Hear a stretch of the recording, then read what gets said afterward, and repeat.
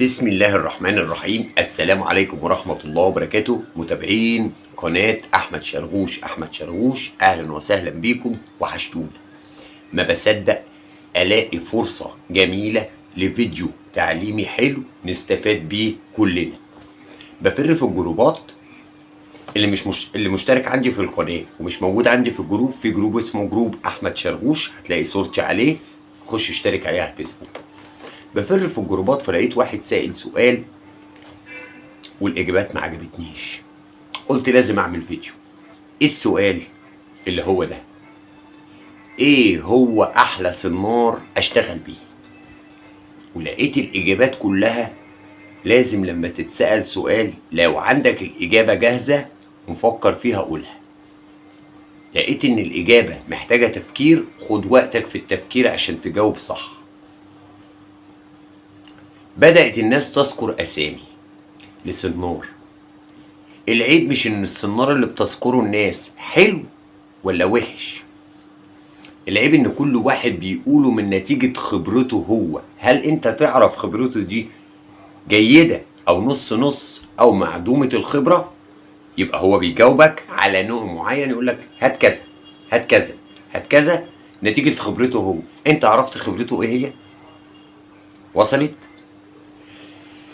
دخلت رديت عليه، وانا برد وبكتب الاجابة لقيت ان انا لازم اعمل فيديو عشان الناس كلها تستفاد من الاجابة دي.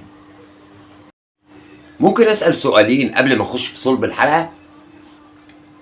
هو لو حضرتك قلت لي نوع معين ورحت عند البياع الاولاني والتاني وما لقيتوش، معنى كده اروح وما اروحش اصطاد؟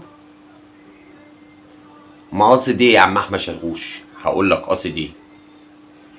ما تقوليش اسمي نوع كويس، علمني انا انقي السنار واعرف انه حلو ولا وحش، عشان لما اروح عند البياع ما الاقيش اسم معين يبقى انا اعرف انقي نوع تاني حلو يناسبني.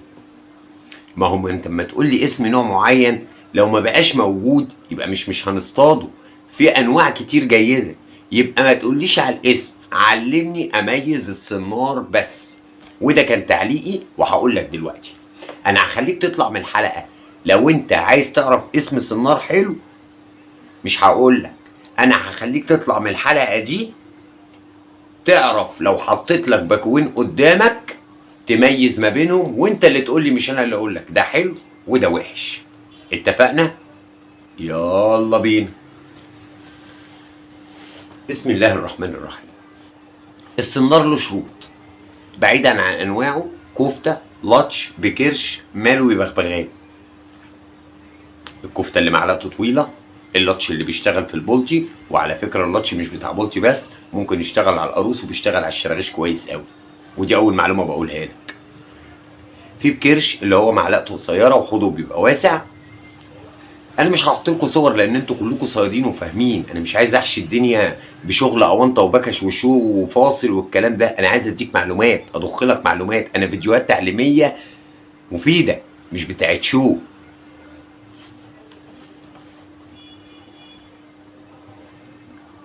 السنار له مواصفات. طب ايه هي يا عم احمد شرغوش مواصفات السنار؟ ازاي انزل اروح للبياع اشتري منه باكو سنار بدون ما يقول لي خد ده او خد ده، انا نقي الصح اللي يناسبني. واحد، هتمدي ايدك بالثلاث صوابع دول في باكو السنار وتفتحه وتكبش عليه مع الحرص الكامل، ما تكبش جامد في السنار كده، تضم ايدك عليه وتطلع صوابعك. لو السنار معلقش في صوابعك ما تاخدوش عشان مش حامي. خليك معايا، انا جبت لكم سنار كبير نوصفه عليه. المفروض ان ده اول شوكه في السنار. لما بكبش بصوابعي كده، لما السنار ده بيبقى حامي بيعلق في الجلد الطري اللي قدام. لو معلقش ما يبقاش السنار حامي، يبقى مش هاخده.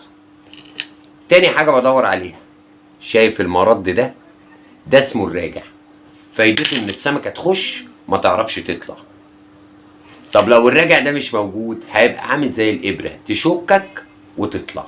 السمكه تخش وتدبدب بيك وتعلق وتشلح. انا بكلمك بلغه صيادين، تشلح يعني تخش وتنطر منك، تفرغ يعني. يبقى انا بدور على سنار حامي، الراجع عالي، خلاص. اقلب السنار كده، بقت عندي هنا معلقه. هي هنا بحلقه، في سنار بحلقه وفي سنار بمعلقه. حتى لو السنار جايبه بحلقه ما تربطش في الحلقه، اربط في المعلقه. وهقول لك ليه. السنار دي المعلقه بتبقى مسدوده، معلقه مش مخرومه كده حلقه. ساعات المعلقه دي تبقى رفيعه جدا، ما تجيبش باكو السنار، لان لو رفيعه جدا مهما تربط هتملص منه الرابطه، هتخلع منه الرابطه عشان رفيعه. الحاجه التانيه، تمسك المعلقه اللي ورا دي وتقوم عاملها كده بالراحه في ايدك. لو سابت اثار في ايدك انها خربشت ما تاخدوش. ليه؟ لان لو الشعر مربوط كده ودي حاميه، السمكه وهي بتتحرك هتخبط الشعر في المعلقه، هتقطع منك وتروح. يبقى عرفتك اول حاجه السنار حامي، الراجع عالي، المعلقه عريضه ومش رفيعه.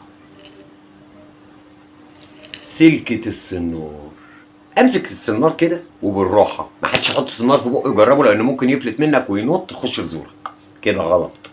بالراحه كده امسك وافتح. لو لقيت السنار معاك، عفوا في التشبيه، زي ابره البابور، الناس الكبيره فاهمه يعني ايه ابره بابور، يعني سلكه ضعيفه بيتفتح، ما تاخدوش، لان السمك التقيل الغلطات والصيد غلطه هيروح منك. لازم تبقى سلكه السنار يكون حامي وقوي. ما اجيبش بقى سنار سلكه محمله تلم واقول لك عشان يبقى محمله، لا، لازم يتمتع بالحاجتين دول، حامي والسلكه بتاعته قويه. بغض النظر عن كرش، عن بكفته، عن ملو بغبغان، عن لطش، انا علمتك تشتري اي باكو سنور. نيجي لحاجه تانية، الشعر، الفله، الرصاص، العده، دول كلها مرتبطه مع الطعمايه بنوع السمكه. كرش وكفته اتقالت فيه اقاويل ياما. اتعود سمك الغرق اللي هي الغزيله اللي بقه طري اللي بيبلع، هات له سنار معلقته طويله عشان لما يبلع تعرف تسلك منه السنار. سمك الدنيس بقه عريض وفي بقه رمان بيل فعافي، لما بيتملك من اي سنار مهما كانت قوته بيقطمه. عشان كده الدنيس بالذات بقول لك فيه كرش وملوي، كرش وملوي. ليه بكرش؟ عشان السنار اللي بكرش حوضه واسع، والدنيس بقه رمان بيلي، فالسنار اللي حوضه كده ضيق بيشلح من بقه، انما لما يبقى حوضه واسع بيجري على البيل في بقه يعلق في بقه. فلازم سنار الدنيس والسمك اللي في بقه عظم يكون حوضه واسع زي الكرش. طب ليه السنار اتعمل ملوي؟ اهو ده ملوي وما اتعملش عدل. الحاجه العدله لسببين علميا. الحاجه العدله زي النشال، لما تبقى مستقيمه قوي تحدفها تصيب في النشال المظبوط. طب لو ماسك حاجه معوجه وحدفتها بتمشي عكس اتجاهها، وده المقصود منه حاجتين. اولا السمكه اول ما بتتشك بتحاول تتف من بقها السنار، فلو السنار عدل بيطلع على طول يتف من بقها. الملوي تتف وهي كده يلبس كده. الميزه التانيه في الملوي مع الدنيس ان الحاجه الملويه صعب انك تملكها، فلو هو ملكها ومهما كانت قويه هيكسرها، لان ربنا مديله ملكه تكسير الجواجع والاحجار والجراجوله تمام. يبقى بنديله الملوي عشان يطول معاه المده تكون السمكه طلعت. مقاس السنار، مقاس السنار ده حسب بق السمكه. يعني انت لو طالع بالنهار او على عفشه زي موزه او بطاطا او سمك رفيع بتشتغل بقى 10 كفته 9 كفته، شغال على مرمار سلكه حاميه رفيعه وسنار مقاسه صغير. شغال على دنيس، لا، سنار ملوي بكرش محمل، حتى لو دنيس صغير بقه واسع. يبقى السمكه اللي بتحدد لي نوع السنار. وكده اكون علمتك في الفيديو ده من غير ما اطول عليك ازاي تشتري باكو سنار من غير ما انا اقول لك ماركه معينه لاي غرض ما. اتمنى ان الفيديو يكون مفيد، ودي كانت فرصه جميله ان انا اقابلكم، وحشتوني. واللي ناقصه حاجه يقول لي، ساعدوني عشان في مواضيع جديده انزل لكم فيديوهات جديده ليكم. انا ما بحبش امنتج كتير، بحب الفيديو يطلع بطبيعته كده.